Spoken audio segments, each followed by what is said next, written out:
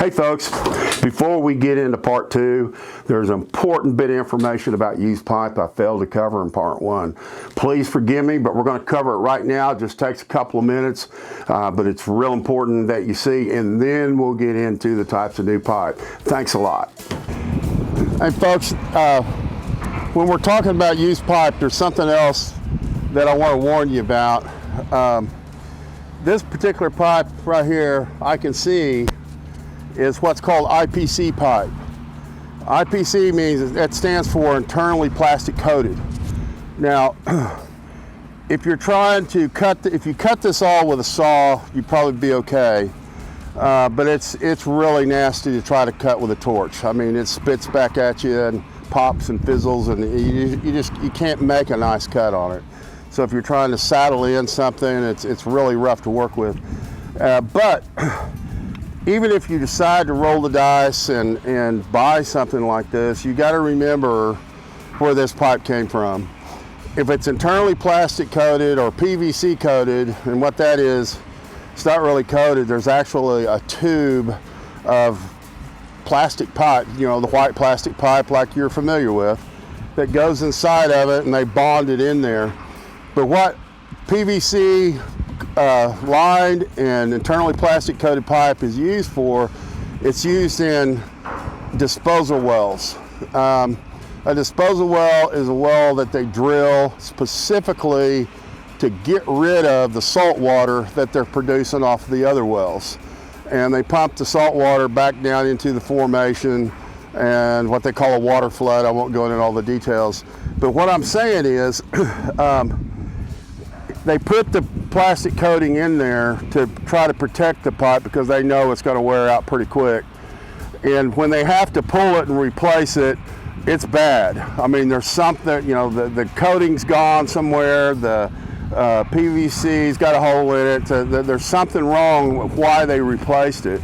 And it's just, man, I just wouldn't, just stay away from that completely. Even if you are using used pipe, please don't go IPC or PVC. Hey folks, welcome back. This is part two of our two-part series on how not to buy pipe and other materials for fencing and corrals. We're out here in the pipe yard today, and it's a busy day out here, so you hear the forklifts in the background. Please forgive that noise, but if we waited for them to leave, if we never get this done.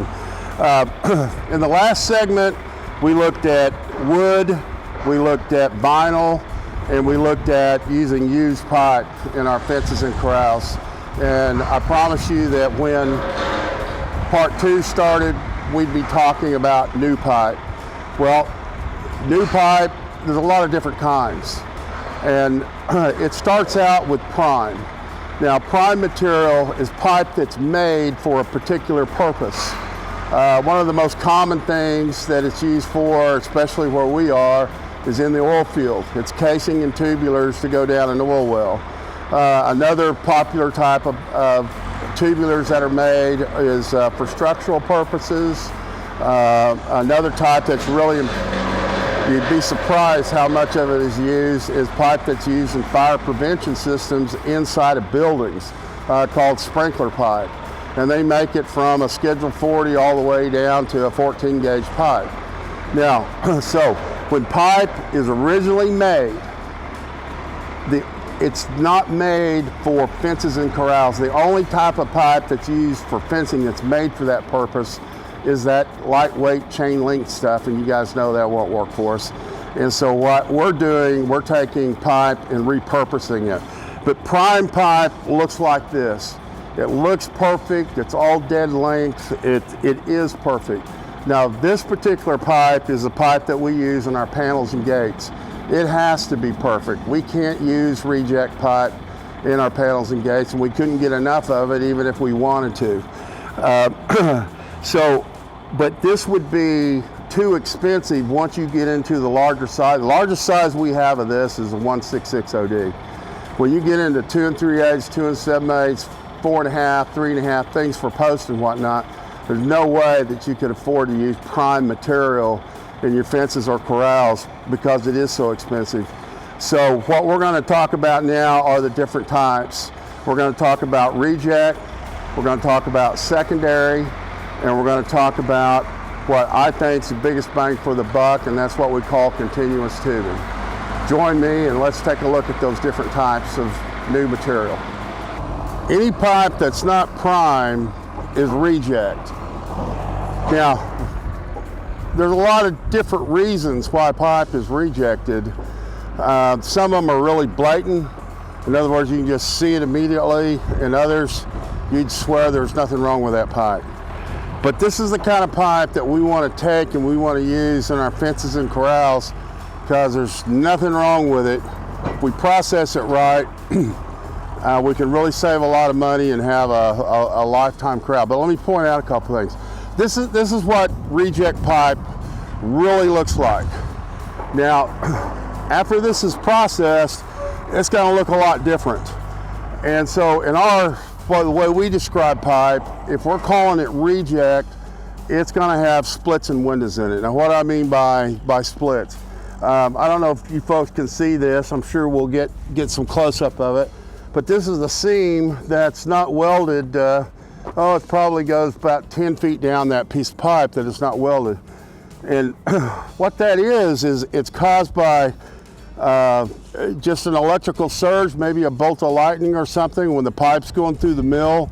This is ERW pipe, which means it's electric resistance weld, and just a moment of loss of electricity or a surge of electricity could cause 10, 20, 30, 40 feet of seam not getting welded. And of course that pipe is reject. Now this hole you see right there, some people call it a coupon, some people call it a window, but it's basically a sample of the pipe that is cut out by hand and sent to a laboratory to be used or to be tested for its metallurgy, its yield strength, its tensile strength, to make sure it meets the specifications for the type of pipe it's being made for. And we've talked about that, the type of prime materials. But if it doesn't meet those specifications, then that goes into the reject pile, and that pipe's going to look perfect because so what I'm saying is it's going to be in the same bundle, the same pile as the splits and windows, the perfect pipe. But it's our job to take this pipe and we sort it. We're going to take the splits and windows out, we'll sell them at the absolute cheapest price.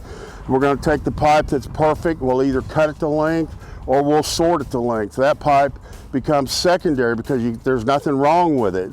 But it takes a lot of work to get to that point. But but the less processing we do, the cheaper we can sell it for. But typically it means a little more work on your part. If you have to weld up seams or turn them down or something of that nature, it's a little more work for you. But this is what it starts out like, and when we're talking to you, one of our salespeople talking to you about reject pipe, we're talking to you about splits and windows. And in just a second, we'll go show you a real good example of some sorted secondary, okay? There's another defect that's kind of hard to see, but you can see it right here, and it looks like it's two pieces of pipe welded together. What that is, that's the head of one coil meeting the tail of another coil so that the mill can run continuously. And so when it goes through the pipe roll, it gets welded up, and they call that a mill ring. A mill ring is going to be cut out and thrown into the reject pile along with the splits and windows too. This is the second type of material that we're going to talk about today in new pipe. This is what we would call secondary material. Secondary material, you can look at it and you don't see, there's absolutely nothing wrong with it. It's perfect. And the way we classify pipe that looks like this gets called secondary because, matter of fact, you could even go surplus prime on it because this pipe is all dead length material. This is all, this is 2 7/8, brand new. It's 217 wall, which is the wall for oil field tubulars. It weighs 6.5 pounds per foot once it's been upset and collared. But this is not upset and collared, so you get to use every bit of it. But there's no splits, there's no windows. We don't know why this pipe was rejected from its original purpose. But I'm going to guess, just by looking at it and what I've seen of the other pipe that's come in, this is just rack wear, what we call warehouse rust. In other words, it's on the bottom of a big pile, and pipe comes in and the forklift operators set it on top. They need some, they take it off the top. More pipe comes in, they set it back on the top. And this pipe is down there, those last 2 or 3 layers, and it lays there, and it starts just from natural condensation, starts to get a little bit of outside rust, and this lacquer finish on it starts to pop open here and there. Well, it's no longer prime material then. And so that's how we were able to get our hands on it and purchase it at a price that you know, you can put it into a fence or a corral and do a real nice job. But let's go look at another type of new reject pipe. Folks, please listen carefully. I'm going to spend a little bit of time here because I honestly feel this is the biggest bang for your buck when you're building pens and corrals out of pipe. This is pipe that we can't say it's brand new because it has been used, but there's no way we could put it down there in the class of that nasty used oil field pipe because this pipe wasn't used like that. I've been trying all day to think of an analogy, something you can compare with, but I'm just going to tell you why this pipe's not used very much and hope that you understand. This pipe its original purpose is used to test wells.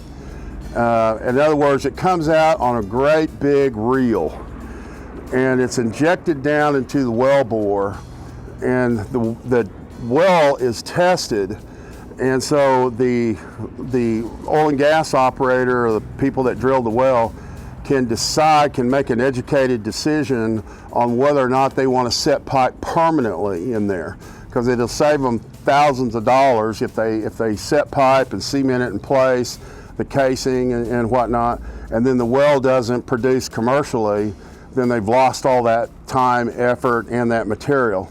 And so they use this pipe to run down in there, test the well, see what they think it's going to do, they pull it out and it goes to the next well. Well, here's why it's not used very much. Anytime you're running something in and out of an oil well is like incredibly expensive to drill. And you don't take chances of something coming apart in that well that would ruin it, that you can't get out, that's stuck down in the well bore, prevents you from producing that well. And so instead of running this pipe until it starts to show any wear, they run it a prescribed number of times in their program, and then they replace it. That's it. You know, it's used so many times, you know, 5, 10, 15 times, and then they're done with it. And that's where we pick it up. Now let me tell you the downside of it, just in full disclosure. Because it was on a coil, before, as you can see, this pipe, it looks straight. It does, some of it will retain some memory. It'll have a little slight bow in it whenever you, not all of it, but some of it, whenever you bust a bundle of this stuff. And so if you're cutting post out of it, you can, by the time you cut this up into 8 or 9 foot pieces, that bow's gone, as we're demonstrating here, as you can see. And now you've got good post.